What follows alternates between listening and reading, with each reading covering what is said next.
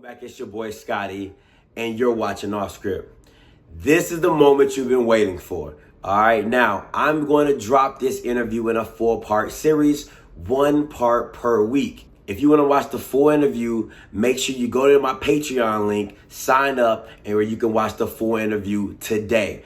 But until then, this will be a 4-part series for 4 weeks. All right, now without further ado, the Deion Sanders interview.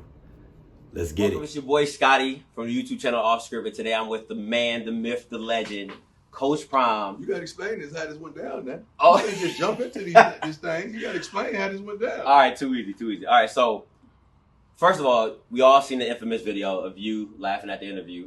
Or is it open competition like every other spot? It's every other spot.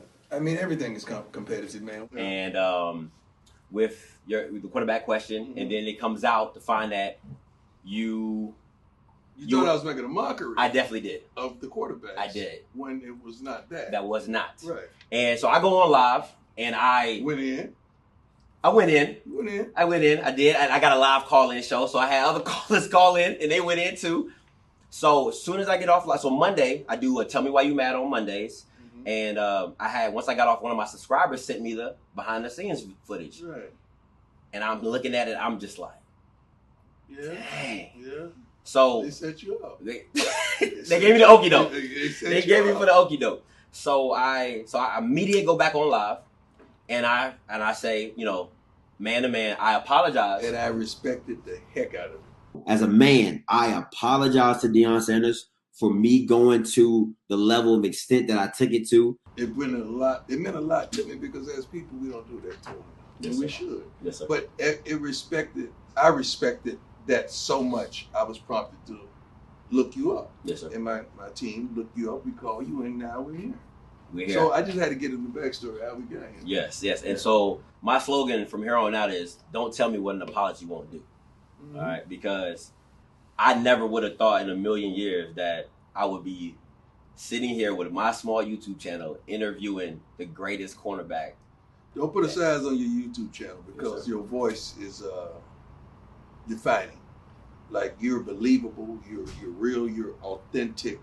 So don't do that because you never don't put God in no box, man. Because the God I know and the God I serve could blow this thing up like So don't ever do that. Yes, sir. Yeah. Yes, sir. So he honored me. Said, "Come on down, and let's do the interview." So here we are. Here I am. Here we go. Here we go. Now, let's roll. Okay, so once again, it's your boy Scotty, OffScript, here with the man, the myth, the legend, greatest cornerback of all time, head coach of the Jackson State, Coach Prime. How you doing, Coach Prime? I'm doing good, man. That's good. It's a Saturday. It's never off day because you can see one of the coaches, because you're the coach, we recruiting, making these calls, trying to get these dogs in, trying to change the climate, trying to change the environment, and create something that has sustainability. Yes, sir. So how I start all my interviews is with a little start bench cut. Okay. That's how I do it. I don't know if you've seen any of my other interviews previously, but that's how I do it. So you're a cornerback, so I'm going to do a cornerback edition of start bench cut. Let's do it. All right, so you have Jalen Ramsey, Xavier Howard. Florida State. I had to throw that in there.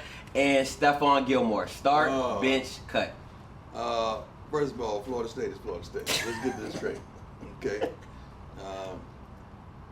That's some bad boys. That's some bad boys. I got to go with. Yeah. No, it's not that. It's that something I never do. I never rank corners. Ooh. Because all these guys are like my little brothers. They like my sons. And you could do that, but they take that thing personal. For me, that's like daddy saying, hey, man, you know that. That's not. Yeah. So I don't really do that. I'm not going to do that. That's cool. But I would start a franchise with any of those. And the thing that I love the most about all three of those young men that you chose, they all have character. They all have character. Therefore, character is going to keep them in the game a lot longer than someone that isn't. Character, your game will get you there, but your character going to keep you there. Those guys are character guys that I love and I adore on and off the field. And I don't know about Xavier, but the other two are phenomenal fathers as well. I'm just saying I don't know if he has a child, but those other two are phenomenal fathers, man. And I love that about him. Thanks for the insight, Coach. Appreciate that. Now, the first time you heard of an HBCU, when was that? FAMU. Now, Bethune, when I was coming up. Okay, Coming up, you know, I'm from Florida. So coming up, you know, Bethune fam, they did the doggone thing, and we had never recruited by HBCU. And that was going to my second question. I was going to say, if you were coming out now with the talents that you had out of high school, would you look at an HBCU school? If I was coming out now, well, you got to understand everything is different now. True. The thought process, the understanding what an HBCU is, the understanding of what they could possibly happen. And you got to understand, I was a risk taker. I dared to be different. So I might have wanted to change the game. And not only that, have influence to bring a whole lot of folks with me to change the game. So, but HBCUs still don't have the nerve to go after that 5-star, that 4-star, that 3-star, or that no star who you can develop in to be that star. Yes, sir. They don't have the nerve. We do. We got the nerve. We go at them. I don't want to hear any of these coaches that we call it the round table, not round table, the table, coaches table. Don't tell me what he is and we can't get it, because you ain't got no business at the table if you don't believe. But I believe it's everywhere. We got to believe that we can, and we can convince that kid that this address and this it leads to the NFL as well. Yeah, the only thing is HBCU about us is the location. That's it. That's it. That's it. The thought process is not. You come in the meetings, you come and see how we get down, how structured, how organized, how thoughtful we are. We have a Power 5 mind. We just have to be located at HBCU. That's big time. That's big time. Who was the fastest teammate besides yourself, of course? You got a mirror? You got a mirror? Who's the fastest teammate you've been with outside of yourself? Shoot. I'm internalizing. I'm thinking two things, because you're giving me one question, but you got to understand it takes me two ways. Okay. Otis Nixon in baseball. Okay. Okay. I'm thinking two sports. Gotcha. Shoot. Football, I don't know if I ever played with a straight out burner. Maybe some of the guys on the scout team that you never heard of that practice against me, that comprised me to be who I am. Because if I was playing against a guy that was small and quick that weak, I want that guy on the scout team that could run, because I want them to give it to me. Yeah. Okay. Appreciate that. You've done multiple interviews, too many to count. But what's a hidden talent that a lot of your fans don't know that you have? I'm fleet of thought. Fleet of thought? What is that? That's a talent. I'm fleet of thought. Like I think. Like when you ask me the questions, I'm already down the street. Yeah. My thought is not. I could be looking at you answering the question and thinking about what I'm going to be doing when we get done. Oh wow. You know, I can multitask like that. So being fleet of thought and understanding situations, environment, and understand how to win a room. Yeah. That's big time. Now, you recently talked about going to get that 5-star, going to get that 4-star, and having that. Well, hold on, let me back that up. I don't give a darn if he has no stars. Facts. Because if we can't develop a no star into a 3 or 4, that's the problem with us. Who are we as coaches? Facts. Anybody could get a 5-star and let a 5-star be with Be a 5-star. That's who he is. But to go find that no star, I don't give a darn about the stars, because with those stars, sometimes that comes complications. And that comes with some bull junk. So if that kid is giving me what we're looking for, I'm good. I don't care what type of grades that he has by his name, because that don't mean nothing to me. I've coached on an All-American game for over a decade straight. So I've seen it all. Yeah. And one kid we put on the team at the last minute came and got MVP and was the dog that week.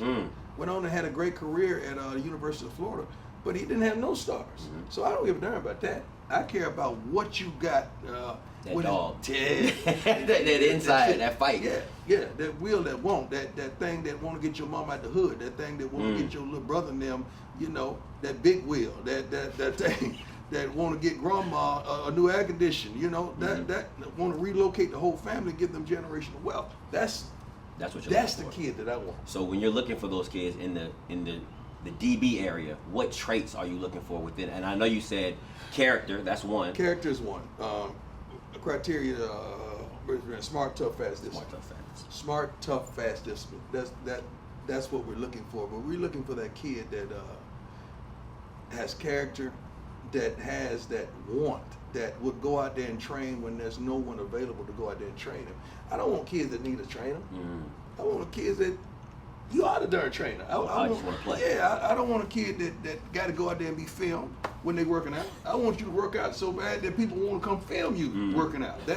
That's the type of kid that I'm looking for. And I'm looking for that kid that's a difference maker, that kid that is daring to come to the HBCU and change things. That kid that'll walk in the locker room and see that we don't have the best of this or the best of that, but we're going to make the best of this and the best of that. That's that kid I'm looking for. That's big. And that's not easy. And that kid, I don't give a darn if he's white, black, Hispanic, or Asian. I don't care what ethnicity he is. I want that kid to be a football player. How much does leadership affect when you're looking at kids? Because I know I've seen some videos with Dak Prescott when he went to the Senior Bowl, and they said people just gravitated around him. It's good in the quarterback position. Yeah. That's great for quarterback position. But every leader ain't a dog, and every dog ain't a leader. I'm gonna say that again real slow for those people. Every leader ain't a dog, and every dog ain't a leader.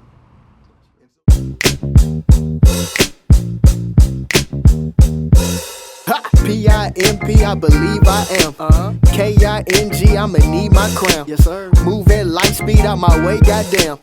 Get out the way, you gotta get out the way.